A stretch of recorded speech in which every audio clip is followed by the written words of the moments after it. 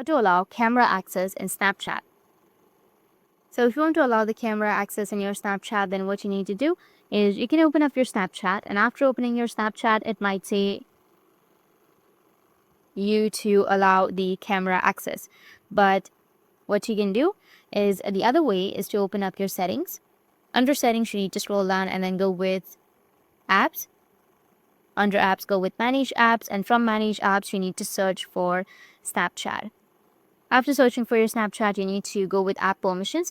Now here under app permissions, you will have the camera permission. You need to tap on camera, and here you need to select allow only while using the application.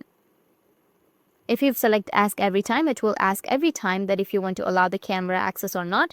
But if you've selected allow only while using the application, then it won't ask for your permission. It will just allow the access once you open up your Snapchat.